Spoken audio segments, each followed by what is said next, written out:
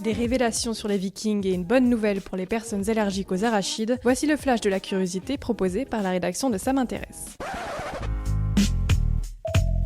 La différence entre l'homme des cavernes et nous, c'est le résultat de la science.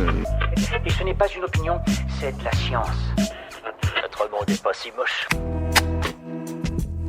C'est un mythe qui s'effondre. Dans notre imaginaire, les Vikings sont tous blancs et blonds aux yeux bleus, mais la réalité était en fait bien différente. Selon une vaste étude génétique publiée dans la revue Nature, les Vikings étaient loin d'être uniquement d'origine scandinave, et beaucoup d'entre eux étaient même très bruns. Pour la première fois, des chercheurs ont extrait l'ADN de 442 ossements d'hommes, de femmes et d'enfants, remontant à l'ère viking, soit entre 750 et 1050 après Jésus-Christ. Europe de l'Est, Europe du Sud et même Asie, les résultats de leurs travaux montrent une diversité de la provenance de ces individus, un brassage de population probablement issu de leurs rencontres faites au fil de leurs expéditions. Cette découverte montre ainsi qu'être viking n'est pas un phénomène ethnique, mais bien un mode de vie.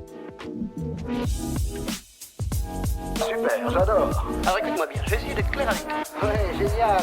C'est une étude qui redonne de l'espoir aux personnes allergiques aux arachides. Les scientifiques auraient trouvé le moyen d'atténuer les symptômes liés à des réactions allergiques qui concernent près de 17 millions de personnes en Europe. Dans les cas les plus graves, cette allergie peut provoquer des troubles respiratoires, une inflammation de la bouche et parfois même une perte de conscience. Pendant 9 mois, des chercheurs ont fait ingérer une molécule dérivée de l'arachide à une centaine d'adolescents allergiques en augmentant au fur et à mesure les doses. Et le traitement s'est révélé particulièrement efficace. 58% des jeunes cobayes n'ont ensuite eu aucune réaction allergique en mangeant des cacahuètes. Attention tout de même, une telle expérience confirme que les symptômes peuvent être atténués, mais ce traitement ne permet en aucun cas de les soigner. La tartine de beurre de cacahuètes tous les matins n'est pas encore pour tout de suite. Voilà, c'est tout pour aujourd'hui, on se retrouve bientôt pour un nouveau flash. En attendant, vous pouvez retrouver tous nos épisodes sur les plateformes de podcast, Spotify, Deezer et Apple Podcast.